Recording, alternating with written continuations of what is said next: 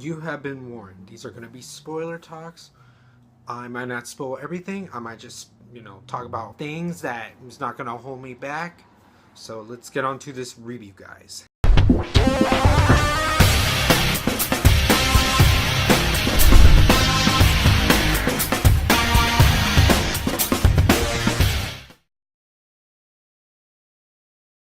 Alright, so Logan, you guys see my non-spoilers review. You know what I think of it. Just want to go talk about whatever I want. Let's talk about some, great scenes, some good dialogue. As this movie starts off, you can tell there's something special there, because if a movie can have an effective intro, then you know how it's going to eventually carry on.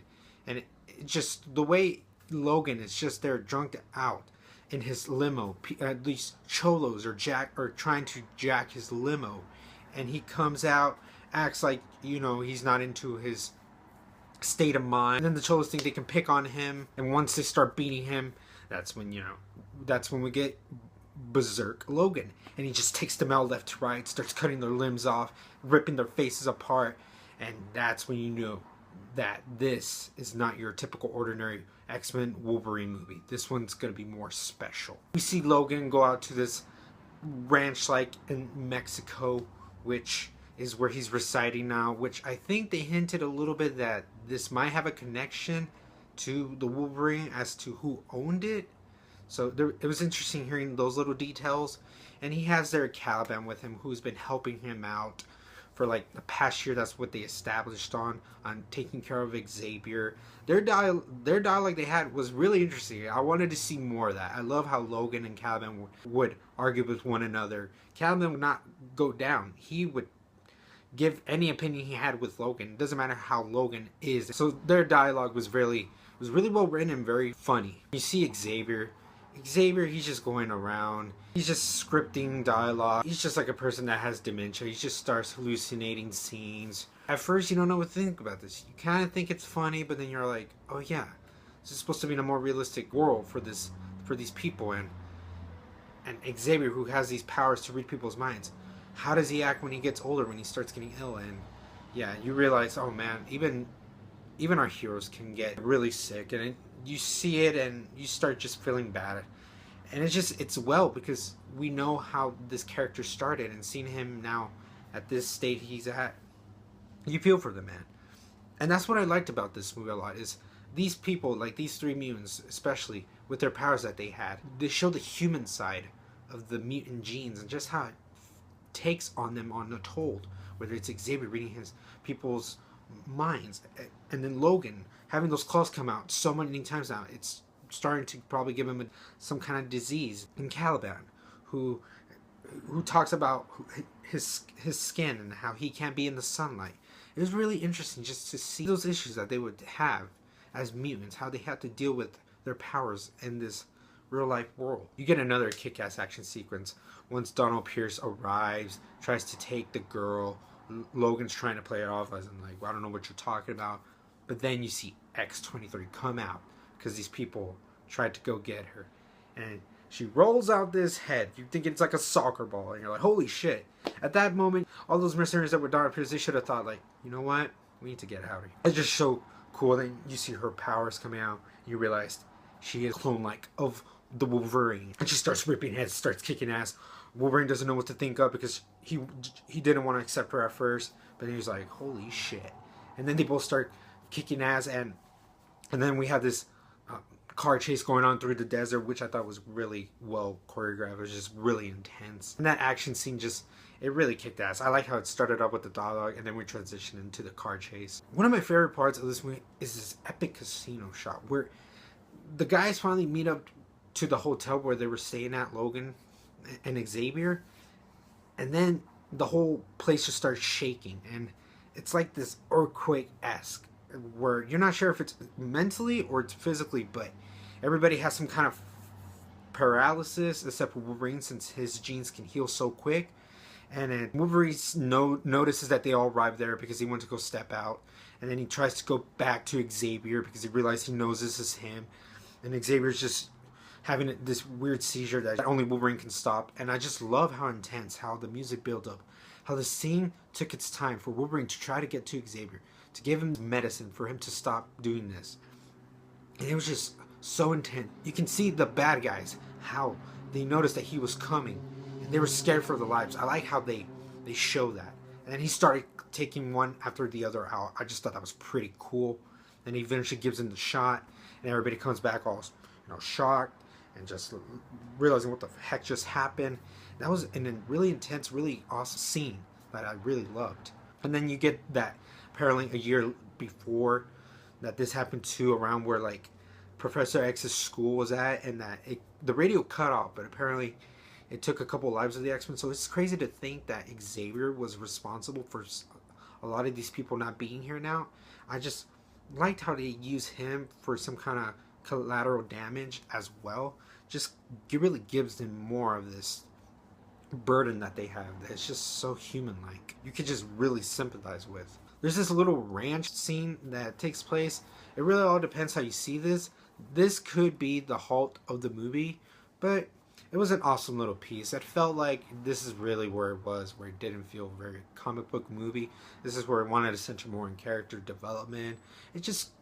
It brought a smile to my face seeing Wolverine, Xavier, X-23 get some little happiness in their life. Have this little family for this one moment. It felt great that they could probably settle down, not think about their mutant powers, not worrying about people chasing them. I really did enjoy it a lot. And then this is where I said that it really, I thought, kind of bothered me, but then I started realizing more, was the revelation of X-24. That I did not know what to think of at first, because I don't know if the clone thing was really something that fit here. But and he takes out Xavier, so it really kind of caught me off guard. But it was really awesome how Wolverine and him realized. It really reminded me of Terminator, just the way they saw what was going on. But when that scene went on, I was like, I didn't know what to think of it. As I thought of it later, when Wolverine eventually takes on X-24, I was like, this really is like fighting with your inner self, fighting the beast within you. And I kind of realized it in that way. The symbolisms I thought was really good. Maybe the execution could have been better. But that's where I started realizing a little bit, where it started getting a little bit rocky for me. But then Logan and X-23, they go on, bury Xavier. Wolverine just gives a very minimal dialect, but it's very powerful from the acting standpoint. You just really felt. I just loved how Xavier and Wolverine in this one had this relationship that they had in the other X movies, but this one didn't feel very polished. It actually felt like a father and a son relationship. I could have saw myself probably interacting like that with my father or my grandfather. So it really did. He brought the human, just the way they would always interact, whether they were on each other's side or when they argue about taking your medicine. Their relationship was one of their best here. Eventually, X-23 Laura reveals that she can talk, and she's trying to force Logan so badly to get to this place where they could be safe. Wolverine realizes that this is all make-believe, and this was just brought out from comic books, which I like how they brought the comic books. I thought it was going to have kind of like a fourth wall breaking like Deadpool, but no, it really brought in well into the story. Eventually they get to the place, and it turns out it is real. The kids are there waiting. Laura finally connects back to her friends. Wolverine's just there to kind of supervise everything, to relax now, to realize that he finally is at a point before he leaves. And then the kids eventually go off their ways. Logan realizes something's not right. He tries to go out to the forest to where the kids started going away. Tries to go, help them out. And then Donald Pierce, X-24, everybody showed up. Tries to take out these kids, and then Wolverine just comes out. You can hear the loud roar noise of him coming out, sensing that his presence is bound. And he just starts clawing out people. And I just love seeing this Wolverine. This is the Wolverine we really needed all these years. And it was just great seeing him for this one time in this movie. He's just taking people out, trying to save everybody he can. Laura sees that, and she's proud of this. She's having this feeling that her father's come back and realizes who he is, and just wants to wreck shit up and still help people. And then we get a little bit of exposition of this other villain, Dr. Xander Rice, saying how he poisoned the mutants. And that was really a villain that I thought was okay, but I was having so much fun with Donald Pierce, I wanted him to get more of the spotlight.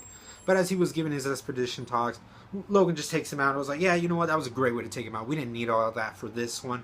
And then the fight pursues again. The kids get Donald Pierce. They wrap him up. Wolverine has one more standoff with X-24. It is pure testosterone kicking ass. seeing a younger Hugh Jackman with older Hugh Jackman, just that choreography between the both Wolverines, which is absolutely incredible. But then it ends off with X-24 stabbing Wolverine with a log, and then X-23 shoots an anti-venom bullet to X-24. And then we have one last words of exchange between 23 and Logan. She's upset because her daddy is hurt. She wants to save him. Logan is starting to embrace. He realizes that he accepts this everything, that this is his daughter. You just get a heartfelt moment right there. Just another best of performances of both. The emotional way, especially you as a person who's grew up with Hugh Jackman's Wolverine for 17 years, feel like it's coming to an end, and he ends it perfectly with, so this is how it feels. That could be so much interpretation, really. This is how it feels like to have a family. This is how it feels like to go on now to the next life. This is just how it feels like to be happy. So that was a perfect line for the way to Hugh Jackman to close out for Wolverine. And then we have it, and that's really how the movie just goes throughout our way. And really, it was overall just an emotional movie, and it had incredible action sequences. It had a story that really was thoughtful. There were some things I really had issues with, but even those had some kind of significance at least. This is why I love the movie, guys. This is some of the finest performances for Hugh Jackman and Patrick Stewart. Let me know, guys, what you thought. This is a spoilers review, so just let me know, spoiler heavy in the comments. What were your pros and cons of the movie? Leave your thoughts in the comments below, and as always, roll on Empire, laugh, smile, repeat.